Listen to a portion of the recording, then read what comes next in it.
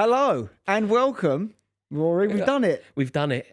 We're actually up and running. This is decent. Internet dads. Here we are. We are internet dads, Rory. This has been a long time coming, hasn't it? It has. I mean, we've been in the works. We've been in the conversations around this 4 years. Our people, and when I say our people, I mean me and Rory, have been discussing this for a long, long time. We have. It's been the dream to do. It's taken a lot to get it off the ground, but here we are. Glorious set. I know. Glorious company. Yeah, indeed. I'm knackered. Yeah, well, that comes with the territory these days, my friend, doesn't it?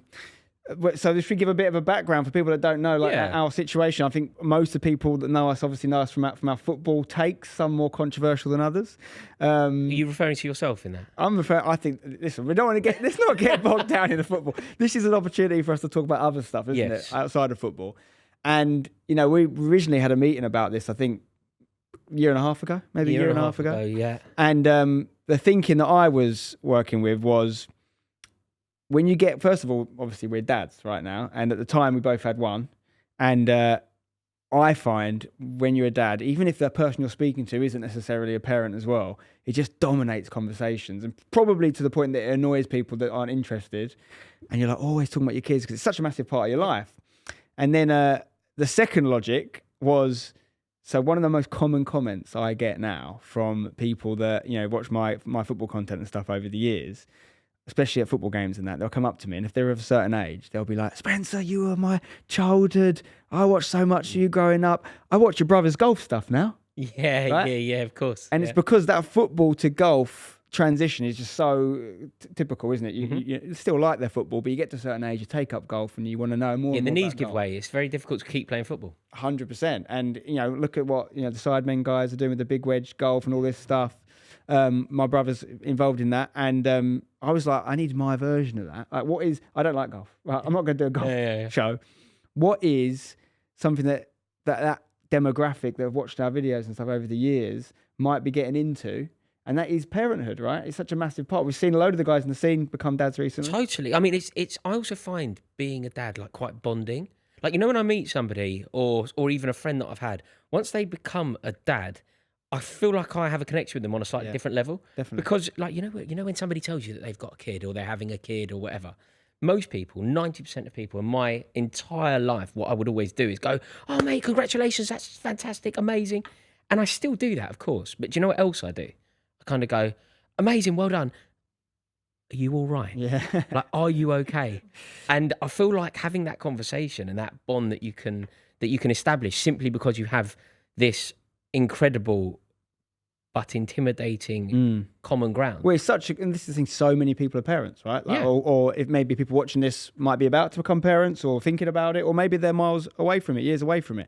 But it's probably getting a little bit less, actually, I think, in society. We've seen more people choose not to do it. What I think we can do here, and I want to be really clear on this from the off, is at least from my perspective, this is not a from us to the viewer advice situation. No. It's the exact opposite. It's the exact opposite. We're putting ourselves out there because it's so difficult that we are seeking counsel. Can anyone help us? We don't know what we're doing. Yeah, this is the hardest thing that anyone has ever had to do. It's the hardest challenge that I've ever had to face.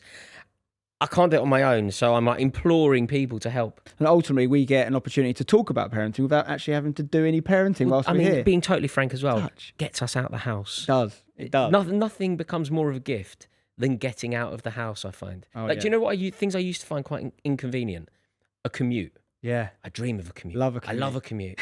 Oh, mate, I'm so good. Occasionally if I have to do a shoot within the UK but out of London, for example, the overlap, they send me to Manchester.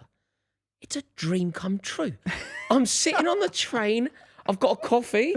Nobody really cares about where I am at that time because I'm on the commute. The people that I'm going to see know that I'm on my way. They don't care where I am. My wife knows that I'm working all day. She knows where I am. My mum fully understands. So I've just got this 2 hours on a train. I could light a cigar.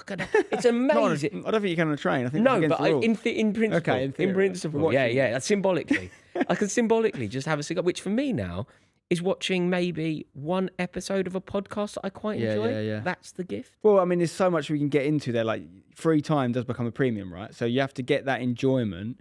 out of a much smaller window, but then you get more enjoyment out of a half an hour break, an hour break. When before you don't, I know I don't want to become preachy here to those that haven't got kids, but you just don't know how lucky you are when you have that much time at your disposal. Nothing offends me more. Nothing offends me more. It like makes me look at somebody and think I'm going to attack you with all of my venom, which is fairly inconsequential. Well, but I would do that. You know, when you speak to somebody who hasn't yet got kids and you go, "How are you?" They go, "Knackered." yeah. Are you joking? I'm going to attack you. How are you, mate? Busy. Do you want to have a fight and beat me up? Because that's what's going to happen. But I'm going to have to instigate this fight because you haven't got a clue. No. Like you don't until you have a kid. And then that day, everything. You know, when you see people, they put out, there's quite a glamorous Instagram photo that seems to be fairly generic among parents. You know, when you walk out I've done it carrying twice. the thing, right? Yeah. That's done, and it's almost. I feel like the implication with that photo is like happily ever after, you know, and I'm sure it is. Of course it is, but what that photo doesn't necessarily suggest is you're about to embark upon the most bumpy road ever. Like basically that photo, you're never going to sleep again.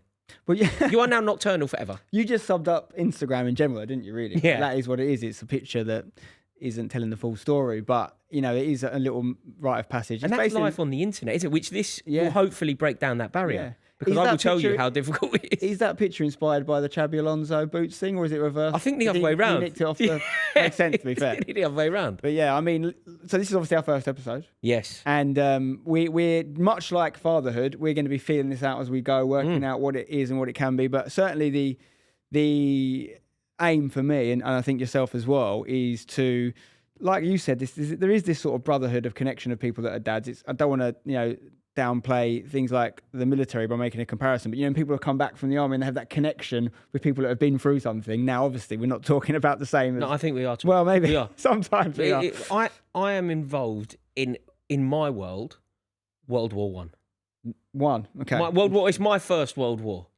Me versus my kid. Okay, so in that case, I'm in World War Two. Then. You're in World War War Two. Two. Yeah. And that's another point. When we first chatted about this pod, I think I can say this. Yeah. So we met to talk about this, and what was so interesting then is I think when we first chatted, we had one kid. We weren't at that point trying for number two. You had one, and you were going to get the SNIP. Passionately. And I was so excited. I'm actually here again. But do you know what one of my fantasies in life is? I mean this genuinely. Go on. Like, some people, they have a fantasy and they're like, maybe one day I'll win the lottery, and if I do, I'll buy a box at the football team that I support, or I'm going to buy, some people like flash cars, whatever it is, right? Do you know what my fantasy is? So when I go to bed, do you know what I kind of think about? What? An operation upon my bollocks that I'm really excited about. That is your... I mean, you can do it anytime you want. I'm going to. I just need the timing to be right. But it will be such a relief. But there is a key development in that story, though, isn't there? There is. Do you want to announce it? Yes. My wife, Victoria, is pregnant with our second child, and that could happen imminently. It is imminent. So we're in a very... First of all, congratulations. Thank you very much. Fantastic news. Thank you very much. And are you all right? Yeah, well, this is the thing. So so much has changed since that first meeting, because I now do have two kids. Yeah, you went quick as well, didn't you? You went bang, bang. Yeah, I mean, some people do it, and they have I know I've got a mate who's got two kids that are 11 months apart. Yeah, like that is a sucker for pain. I don't know how you have sex within 11 months. Well, how are you having sex? Well, it's 2 months, isn't it? It's within a few months. For them to be 11 months apart at birth, you got to get in there quick, mate. Oh my God. No messing my about. Maths isn't good. Quick maths. What often happens, though, incidentally, people that use, for example, IVF don't realise. So traditionally, we didn't use IVF, but traditionally, if you do, you've obviously had some difficulty conceiving originally. After having IVF, you are super fertile. And the women often don't think they are, because it was so hard to get pregnant. So they get pregnant again straight away because they think it's not going to happen again. Is that right? Yeah, that happens a lot. You also get a lot of wisdom. You also get a lot of twins through IVF as well. I know that twins are fairly common. Yeah. But yeah, I just don't know. I definitely didn't have sex in that period of time. Well, I don't think I ate. Yeah, it all depends on the setup as well and what you're going through, and like if you're getting sleep and all these things. If you're, I've had mates who have had, all kinds of, really unfortunate experiences. Like if the child's got any sort of health issue, you're just not going to be in that place, are you? No. If you're fortunate enough for it all to go well, maybe you are. But getting back to your chronology of events, so we've gone from talking about doing this pod, me, dad of one, going to expand the family. You, one, definitely done, definitely getting the SNIP. We didn't get it off the ground. We had other things coming up. Yeah. We were sort of dragging our heels a little bit. You're a busy man. You came to me this year, told me the news. Yes. About the second one, and you were gave the first, I don't know if you know this yet, but do you know there's that? I don't know if it's arbitrary or if there's a genuine. I think there's a genuine reason, but I'm not intelligent enough to know it. You're not allowed to tell people for 12 weeks. No, there is a good reason for that. There is? Yeah, because a lot can go wrong in those 12 weeks. So you're preserving it, saving yourself. Statistically, once you get to 12 weeks, your percentages are very good. Okay, so that 12-week rule that I thought was arbitrary, but is obviously not, I broke that rule only, with permission, but only for one person, that person being you. I'm touched. Because I wanted to discuss this. Well, yeah, and I mean, first of all, that is an honour. So thank you. And and it got it back on the road again, didn't it? We had that chat and we were like, listen, I need to talk about this, get it off the chest. There's almost an element of therapy for us both. Also, 2 kids, they don't come cheap. Let's make some money. Yeah, being frank, that was it. But I think the motivation was counsel, help, friendship, and basically a reason to have a commute. But honestly, we joke about it, and all those things are true. But I do think there's a genuine place for this. I mean, there's some great resources out there and opportunities, things people can listen to and whatnot. But for me, there is a huge amount of people in our space, whether they're viewers of our stuff or not, and they may be just looking for that bit of insight. I remember when we were expecting our first one, I was reading the What to Expect When You're Expecting book and all that sort of thing. And there's some value in doing that. I don't think you can ever really be prepared. But I think what I would like us to achieve with this is not to say, here's what you need to do. If you do this, it'll be great. Because there's so much of that, especially on Instagram. These preachy parents. Like, I can't stand it, to be honest with you. And a lot of it's for show. What I want is to create like a little safe space where we can be, for want of a better word, a bit vulnerable and say, look, this is something we don't know if we got this right. Have we messed up our kids? Do you guys want to ask us? We might ask you for advice, genuinely. And like we can all just learn and experience it together. I agree as well, because I think that there is this perception, isn't there, that you often find where people who have children, the public face of that is happily ever after. It's beautiful, it's glorious, the island in the kitchen, everything's great. I think it's important to know that it doesn't always have to be that. No. It doesn't always have to be. But it rarely is that. No, absolutely. And certainly from my point of view, like touch wood, I've had a little bit of luck lately, but certainly since my daughter Clementine, certainly since she was born. When she was born, we were living in a 1-bedroom flat, a mile in the sky, in the borough of Camden. I was unemployed. My wife was kind of looking at me going, we all right? And I'm kind of going, yeah, I hope. And we weren't, to be totally frank. But you keep going and you do get through it. And I think that a lot of people who have kids, they may have them in a situation that may not feel ideal. It may not feel totally conducive to family life. Yeah. But you can get to a situation where you're happy and content. Of course. And I think there's probably so many people out there now having that exact thought process. Now, should we have kids? And often people question whether they want them, but also questioning whether they can give. Have them. That was a big thing for me. It's well documented for those that have been interested over the years. Like, so Alex, my partner, we've been together, technically asterisked for 13 years, but because we had a year apart before we had kids. And that was the main reason. I genuinely, I'm more than happy talking about this. That's fascinating. That's it. We'll have to get into that one. Well, yeah, exactly. I wasn't sure at one point whether I wanted them, which I knew was an alarm bells because I've always loved kids and I've always seen kids in my future. And it was a me thing. I was in a particular place. But I think that, and we got through that, but I think that people, listen, if you don't think you should have kids or you're not sure about it, my advice would be definitely don't. Because you've got to go in 100% invested and motivated to do it, because you'll still get caught off guard by a million things. It's still you can't really be prepared, hard, even if you're really keen. So you shouldn't do it if you're not sure. But there'll be a lot of people worrying about certain things and like some of the economic stuff and whatnot. But for me, once they arrive, that stuff does, and I know we're sitting from somewhat of a position of privilege here, but you know, that stuff does pale into insignificance when you have this thing that you just love so Can much. also be the motivator. I don't know if you found Very that. true. Yeah. I don't know if you found that, but I still am basically, but particularly before Clementine was born, totally unemployable. Like, like completely and utterly unemployable. Like, didn't have any sort of a work ethic. Just useless. Honestly, useless. Would walk out on jobs. Sometimes would just useless. She was born, and I would say that almost to the day, I adopted this Lutheran work ethic. It immediately changed. And obviously you can't have kids for that. But I think that sometimes they can be the making of the man. Yeah, your reason why is overnight change. Yeah, absolutely. Exactly. And that's it's the main thing in life. You have to have a reason to go and do things because that is your motivation. That is the steam that will get you through things. And kids are so good for that. And like you said, it's a good reason to get out of the house. Did you know when you were unsure when you had your, obviously I have a fairly good, but maybe slightly more superficial than I do with you, friendship with your brother, your older brother. Yeah. Who a lot of people will be aware of. I remember My younger brother, no?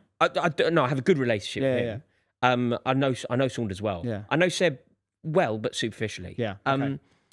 But I actually remember. Do you know? I've got this weird memory of he and I playing football in the same thing up in Tottenham, and I remember going over to have a piss on the sidelines, and it was the first time I'd seen him, and he'd just given birth. And he had done well. Yeah.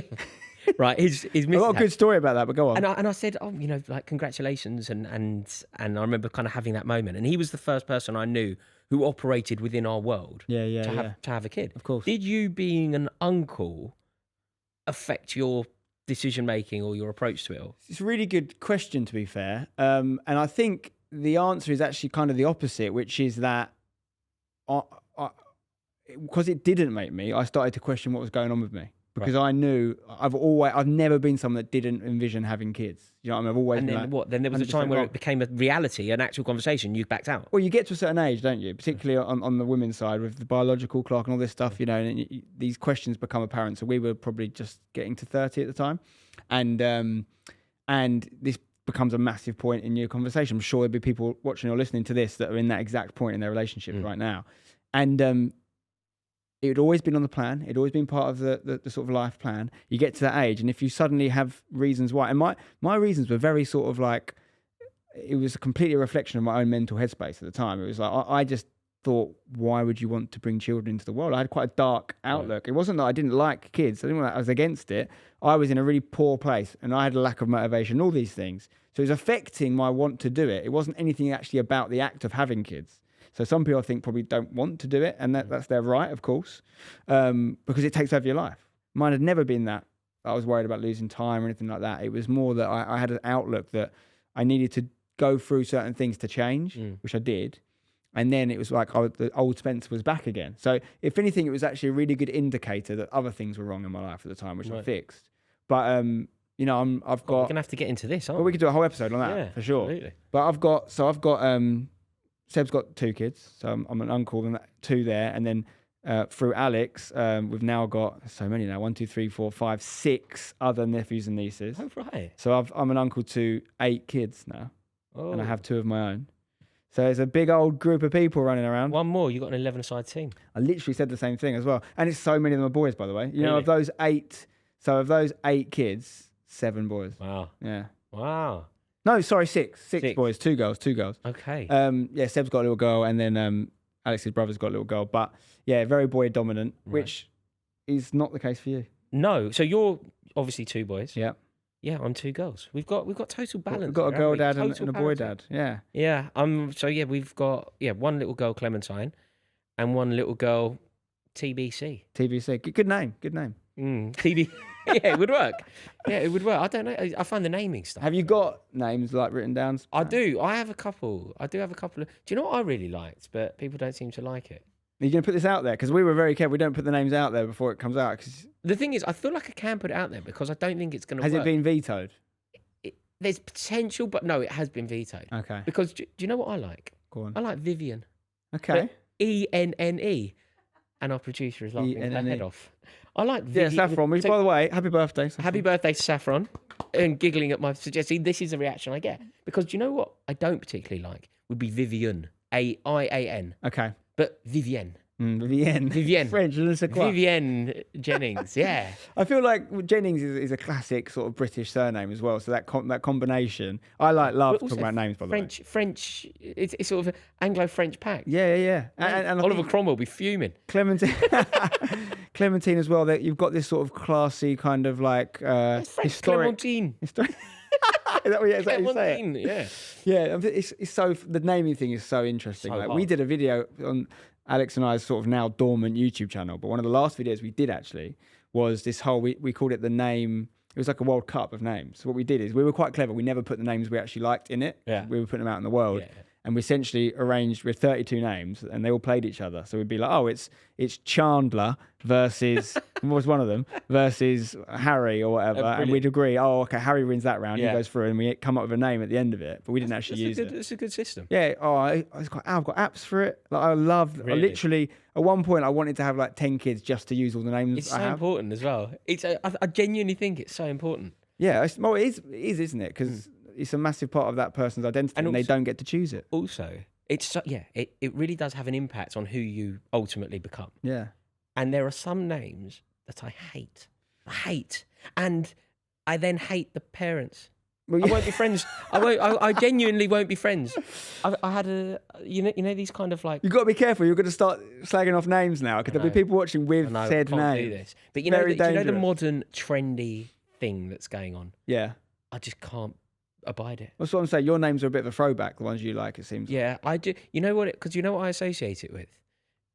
A Moncler coat, those mad teeth, Winter Wonderland, that culture of name. Out of the name debate because it is each to their own. One thing I think is really interesting with names is they have like eras, don't they? You get like if you there's stats for this. Sharon like and names Tracy, for example. Yeah, like there's certain names you're not going to get a lot of like Garys, no, Ians, no. like nowadays. But you know what I think will happen? There is an Ian at my boy's nursery. You know when I was young, is there? Yeah, Ian. You know when Ian. I was young, a lot of my peers, our peers, Gary was about. I had a fair few Garys. Yeah.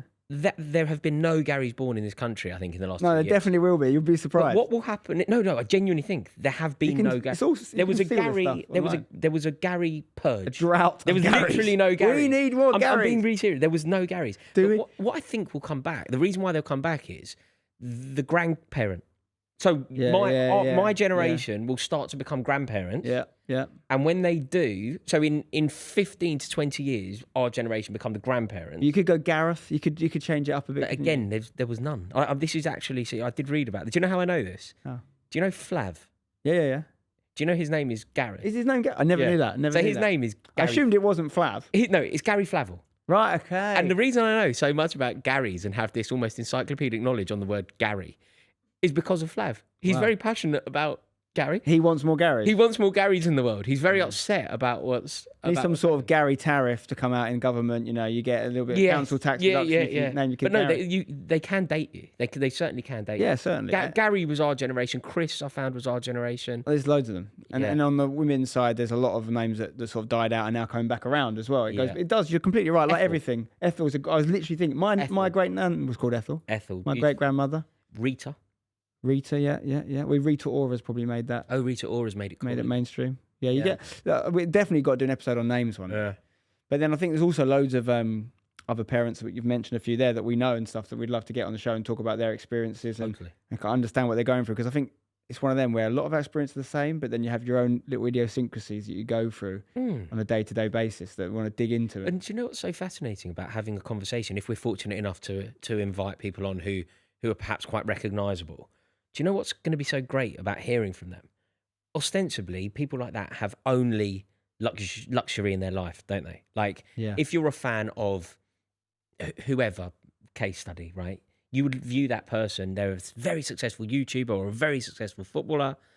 In your eyes, if you're the fan of that person, in your eyes, they only have luxury in their life. When they're sat here, they're going to go, my God, it was the hardest thing I've ever had to do. I thought I was going to have a nervous breakdown. Yeah. And it will be quite revealing and quite insightful to hear somebody who we could even potentially hold in very high esteem going, yeah, lads, actually, when I had a kid, I was nearly sectioned. Yeah. because that's what can happen, isn't it? I mean, without doubt. And especially people that have, lots of kids under two, for example, at the same time, this sort of thing, it takes over your life. But I think it's important to stress, like, we're not going to shy away from the sort of, I won't say negatives, but the challenges, should we say. But for me, at least, I have to say, and I'm sure it's the same for you, like, these challenges are all true. The struggles are all very real, but it is so worth it. Oh. I can't get away from that. We're not sitting here as it's not a no. cautionary tale. It's Don't do what we do. No. Far from it. It's the best thing that's ever happened to me. Yeah. Nothing. Nothing has ever brought me more joy than Clementine. Yeah. Equally, nobody has tormented me more. Well, yes, this is the thing. And then, like, I would sort of add to that and say, I never was a worrier in my life. I never worried about anything. And since I had kids, I'll just find myself waking up in the night going, oh my God, if they get ill, I'm going to kill myself. Mad anxiety. Like, literally, it's ridiculous. Yeah. And that Mad sounds really anxiety. extreme to say, but I have had almost these, like, daydream moments. Do you have one thing? Do you have a thing that you worry about more? I had some crazy dreams of, like, horrible things happen. And I've had, like I said, this is so weird for me because I've never been a worrier. Like, I'm known within my friends and family for someone that is just very chill and doesn't get fazed by things. And I still am like that in every other walk of life. But then kids come along and I'd have these, like, daydreams and I'd just go off into a place and think this horrible thing's going to happen. I don't want that to happen, obviously, but that is how big a deal it is. A great example is, and it's quite relevant to our industry, is, I commentate the Sidemen football game. So we're on the way to the last one at London Stadium in the car, and my phone rings and it's Alex. I'm thinking, okay, I just left the house 20 minutes ago. And she was on the way, this is when we had won, to Southend to meet her friend, have a little day out. And I answer the phone and she's crying her eyes out. And this is like, no word of a lie. She literally goes, there's been a car accident. And I was like, and this whole thing probably lasted 5 or 6 seconds before it turned out to be okay. But she obviously opened the phone call, like the worst, and she was, her head was gone. It wasn't a bad car accident, just to be clear. Someone went into the back of her. The car was barely damaged. Like, she just was a bit frazzled. She never had a car accident before. Baby was in the back, in the car seat, absolutely fine. But I was like, I'm about to find out that something's happened to my son. And it was so scary for such a short period of time. It absolutely frazzled me. Even after she went, don't worry, everyone's okay. And I sort of had a bit of a go at her. And I was like, do not open the phone conversation like that. Things are okay. Start with the other news. Start with that news. But I was like, and that affected me because then I started thinking the rest of the day, like, how quickly my mind went to that place. And I say that in a nice way because that is how much I love my children now. And at the time, my son, when I had one. But that's the other thing that's so interesting is like siblings. And I'm one of 3. I'm a middle child. All these syndromes, things you hear about are 100% you real. exhibit middle child syndrome as well. Without doubt. And they're all backed up, like, in science. And you don't realize this stuff until you have them yourself. And you see the factual, like, unavoidable fact. No, my second and no future children I ever have will ever get the same attention as the first. And that's not because of any favoritism. Because you've got one kid. Yeah. And it's funny, we talk about, looking back to when we didn't have kids and how much time we have. We now feel that way about having one. Yeah. And we have so much time with one. Yeah, I bet you do. Because one of us could do something else. Yeah. And now you've got 2. It's like, the time's gone. Yeah. But you're going to have 2 soon. So how long? We haven't got too long, have we? No, we're within a month. Within a month. Next month. She's born next month. And my eldest came a month early. Well, if she comes a month early, then we may have to start, like, packing up. Just in case. Get a phone call. Yeah, if she comes a month early, we're in the deep end. Yeah, I'm not really ready. Well, are you ever? What have you got to do to be ready? I've got to build a garden office. Well, that's not for the baby, though, is it? It's kind of for the baby because at the moment it is for the baby because the baby needs a bedroom and the bedroom is currently the garden. Also, I'm thinking a garden office. You know what we were talking about, like having the commute. The commute is like the other place, isn't it? Just somewhere else to be. I think I need the other place. The house. So you're similar, right? So I've spent the last more than 10 years now working for myself since I quit my job doing YouTube. And then obviously, so Alex joined me. For those that don't know, Alex quit her job and joined me about 10 years ago as well. So she's worked with me. So for many years, and until we started our football team called Hashtag and got an office for that was run out of our house as well. For many years, Alex and I have sat sometimes in the same room, sometimes in different rooms, working together, very close, to each other. And we made that work and it was great. And it was a bit of a sanctuary. It's where I got all my work done. The minute, as someone who's worked from home for that, and I know loads of people do it now since COVID, the minute we had our first child, the house became, and I use this word a little bit over dramatically, but a prison. It became the opposite. It became, I couldn't get away. You got babies crying everywhere. You hear this noise. You can't concentrate. It went from being my sort of place to get stuff done to being the place I never get stuff done. Yeah, completely. My house is like the prison in Shawshank Redemption. Yeah. Like, get out of there, man. Spoon in the Tunnel wall. through. Get out. Do anything you can to Fan dropped in get the out garden. of there. Yeah. You don't want to be in my house at 7 p.m. No. It's wild. Yeah. It's terrifying. She's very intimidating. So did you do nursery and stuff? At what point did that kick in for you? Yes. How old? I passionately did nursery at 1 year, 1 month, but I'm going way earlier on the second one. Yeah, we did it 1 year as well. 1 year, 1 month, but then you see lockdown occurred. See, this is where we lucked lockdown out. occurred. Do you know what I managed to do? What? I managed to. So by the point lockdown occurred, my luck had just started to turn, and I ended up getting into Talk Sport. Mm-hmm. Talk Sport is in News UK. News UK is naturally, as the name would suggest, a news provider. I managed to get myself accreditation for being a key worker. Rory Jennings, key worker. Key worker, in fact. Wow. I believe I'm still on my thing, right? Key worker status, which meant that Clementine could still go to nursery. But it was very awkward because I could drop Clementine at nursery and it would be basically me and doctors. It would be me. And I felt like, should I be doing this? But I was a news provider. There was no football on, but I was still trying to talk about news. And it was very... The people need news, Rory. People need news. It was a selfless act on my behalf. Listen, there was a lot of industries like that had that same state. It wasn't just doctors. I know a few friends of mine. But I couldn't not go to nursery. Right, once the nurseries were back open, but there was that thing in my borough anyway, which was at the time of Borough Camden. It was for them. Yeah, it was open, but not for everyone. Right. So okay, of course. I then had to get key worker status, which I managed to secure because nursery became so integral to our life. As I mentioned, we were in a one-bedroom flat. We had couldn't do anything, and she needed it. Yeah. She's a live wire, man. Like, she needed that kind of stimulation that I just couldn't offer. Well, you got a lot of kids that were born around that time.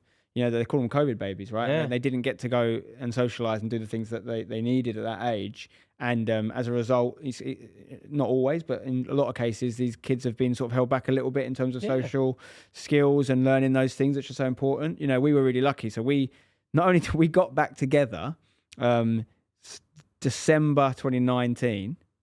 December 2019, right. And we always planned when we got back together, let's have kids. So it probably the timing looks a bit convenient, but actually it was completely by design. We got back together December 2019. COVID hit, obviously, like January, February, March. 2020. We were pregnant in April. Wow. So the whole of pregnancy... Mate, nothing wrong with your little fellas, is there? Oh, no, all that... Cool, mate, bullseye. I've got some stories on that as well. Bullseye. I've got a great story on that. We could do a whole episode on that. What'd you do? You went, I'm having a baby. Wallop. Yeah, so... You didn't even get the luxury of, like, loads of sex. No. Well, we went for it, though. You say that, though. I say that's the one It's good not thing. a fun process when you're actually, like, targeting pregnancy. It is. It is. You have to... You deserve it. You deserve... It was very regimented for me, wasn't it? I much prefer... No, don't get me wrong. It's not the most romantic experience that you can have, kind of scheduled sex. Like, we need to have sex. It's when you finish and they put their legs straight up in the... Yeah, on the wall. On the wall. I was like, wow. Yeah, it's very different to, you meet someone on a night out. No, that was always... Yeah, I agree. That kind of... But what then I found is you will basically then not have sex for quite a long time. Oh, definitely. Right. So you deserve... What you don't want to do, and I wouldn't wish this on my worst enemy, you wouldn't want them to try for a baby and succeed first attempt. No man deserves that. Think about who it happens to. Don't get me wrong, it can get too long. You know, people... can definitely you struggle and it becomes... But every man deserves it to take 4 months. 4 months of heaven. Rory, the guidebook for getting pregnant. 4 months of heaven, and then it's because then you're on rations. I think it'd be some interesting opinions from people watching, listening to this, as to whether they could describe it as heaven or not. For me, because it was complete by design. Like I said, we got back together. Let's get pregnant as soon as possible. This was without knowing COVID was coming, and so we were attacking it very strategically, very tactically. So Spencer. it wasn't shouting my name. It was very much like. Do this to me now. Yeah, essentially, and very little enjoyment. No, it was enjoyable, but it's different. Yeah. And we got pregnant, and then COVID hit. So the whole of pregnancy, where you're going to miss out, you're not drinking, you're doing all these things differently. No one was doing that anyway. Yeah. We just had an absolute blinder, to be honest. We Yeah, couldn't yeah, have timed yeah, it yeah. better. By the time he came, which was New Year's Eve, by the way, New Year's Eve baby, the world was opening up again. So we didn't actually miss anything. Okay. In fact, we missed the things that everyone missed. Although you almost missed out, because what I find pregnancy and children can do for you, the one gift that my daughter has given me back, aside from the emotional side of things, the excuse. The excuse. Oh, you like so you okay, I didn't- see what you're yeah, saying. like I basically want. Do you know what I like doing with my life? Do you know what I really want to do? Sit in my house in my pajamas with my wife. Whilst getting the snip. Yeah, That's that's the all I ultimate want. fantasy. That's all I want out of life. Like any time that I have to get dressed and leave my house is a little victory for the other person, right? So the great thing is, like, you know, even when you're invited to something good, it's still probably quite good, but you'd still rather not go, wouldn't you? Yeah, I definitely was like that before kids. It's like you know, if someone went, do you want to come to my wedding? You're like, yeah, okay, I do, because it's your wedding and it's rude to not. But if someone said to you afterwards, how was that wedding? You're like, yeah, it was good, but not as good as not going. Like it was for a wedding, it was good. For a wedding, I had a good time, but it was obviously better if I didn't go. I would have obviously had a better time in my house in my pajamas. We're seeing getting a lot of insights into But the you see, sociopath. this is what Clementine can do for you. This is what your version of Clementine can do for you. My daughter can't do anything for you.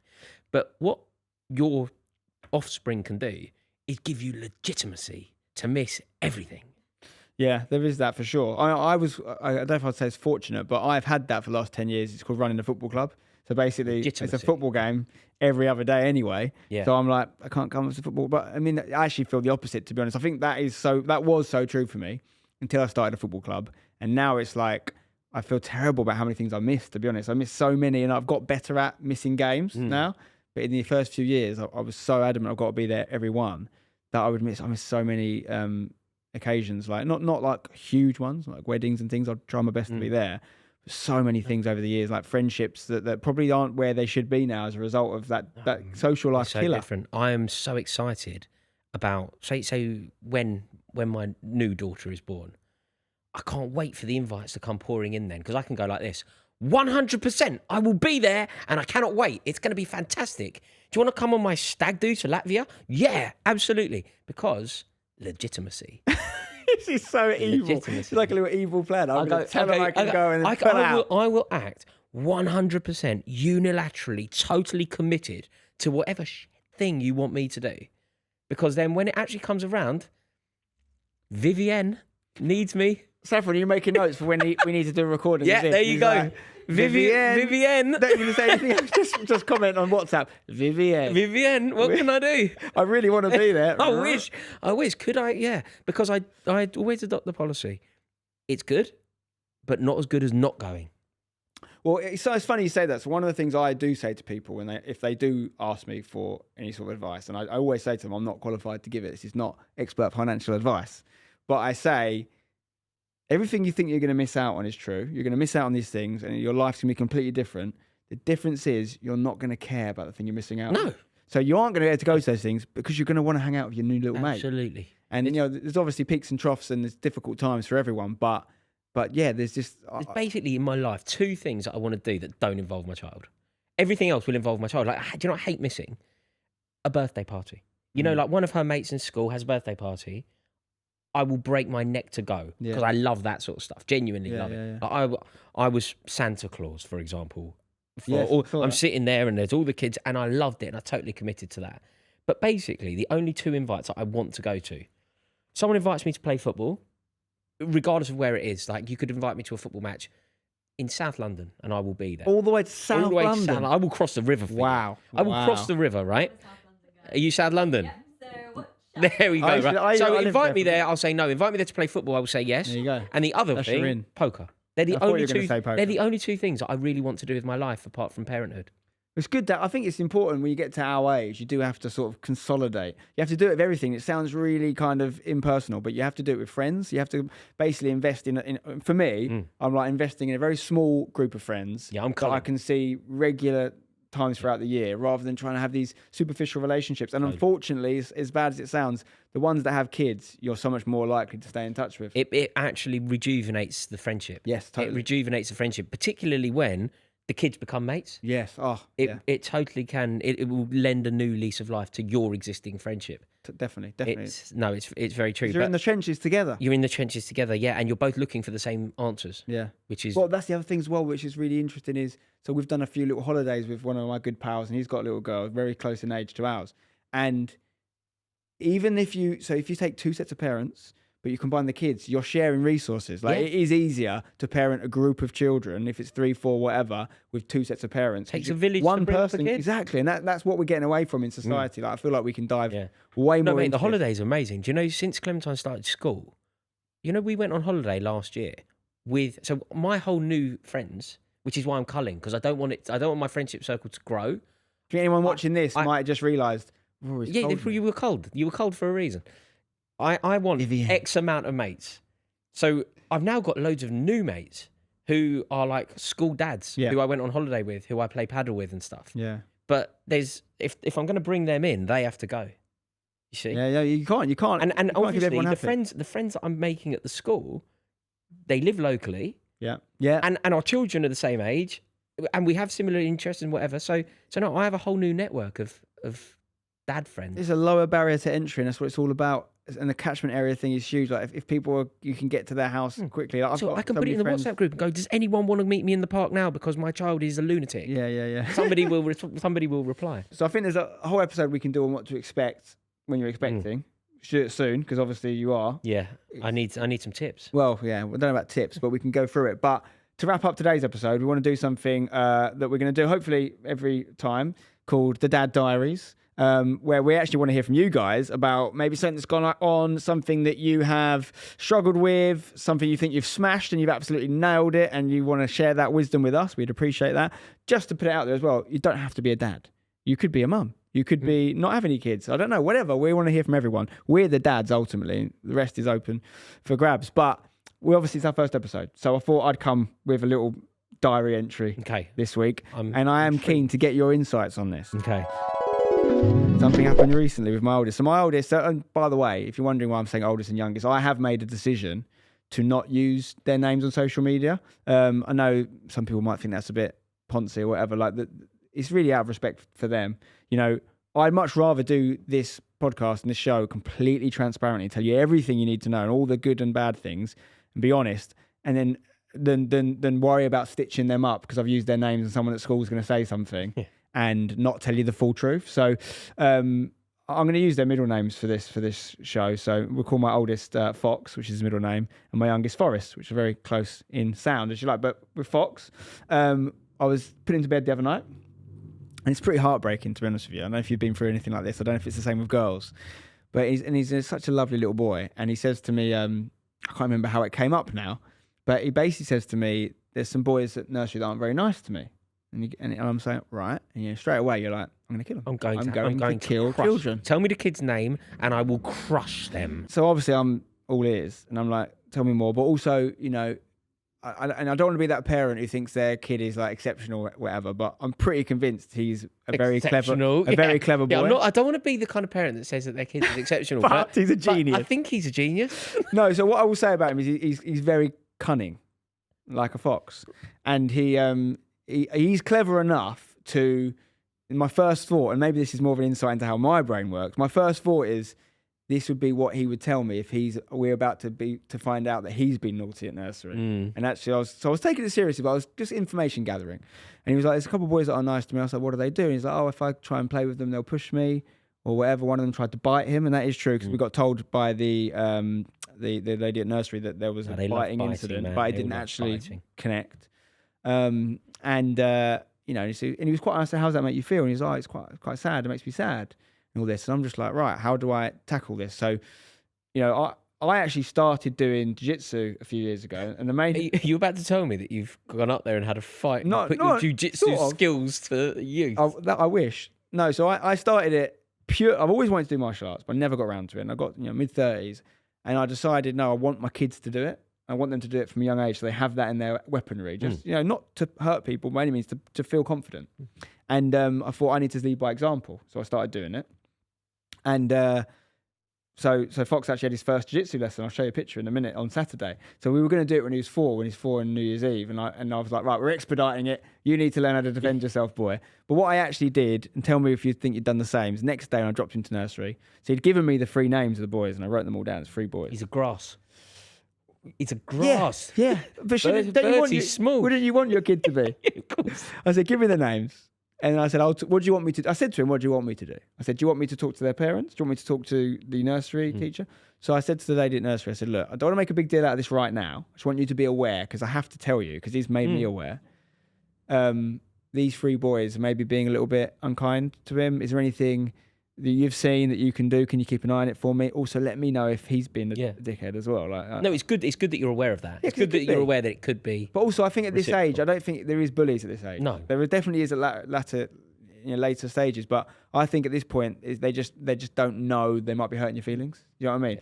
But I was like, keep an eye on it. Let me know. And she ended up sitting down with them and they had a chat. And so far, it's been a lot better. But I have to. Who knows what's going to happen? But I have to say that initial bit where he told me, I was going through so many different emotions. I was like fuming. It is quite funny, isn't it? When you hear that, you're like, okay, am I going to have to go and have a fight with a 2-year-old? Well, it's more about like their parents, isn't it? It's like, do you think I could have his dad? How big is his dad? I need to have a fight with one of these kids' dads. What one's the smallest? That is the thing. What is your next point of action? No, I think you've handled it perfectly. Because if it escalates, though, I talked to Alex about it, and she was like, right, do that. And then if it escalates, go to the sort of head of the nursery, make it a bigger deal. After that, you've only really got insisting on talking to their parents. I know, with hand on my heart, if a parent came up to me, said, my little boy's been telling me that your little boy's picking on him, I would cut that out very quickly. Not in a terrible way, but I would just make sure my lad knew that is not on. We don't do that in our family.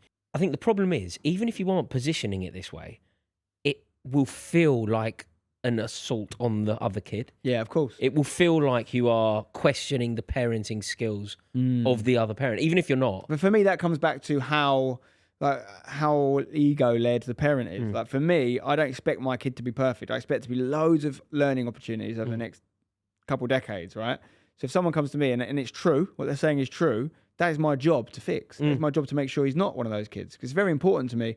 Now, I've not got him doing jiu-jitsu so he can pick on other kids. I've got him doing it so he can't be picked on and he can help people that are picked on. Yeah. And did you ever have any experience of that at school yourself? Any? As I was older, bullying type things? Like that, yeah. No, it certainly occurred. There was a hierarchy within my school, absolutely. And there were kids that were popular and tough and kids that were less. But you had your latter school years was a very different type of school experience. My latter school years was it was a theatre school, but again, it still existed. Yeah. And theatre schools can be like, I had a lovely time there. I really did. I thoroughly enjoyed it.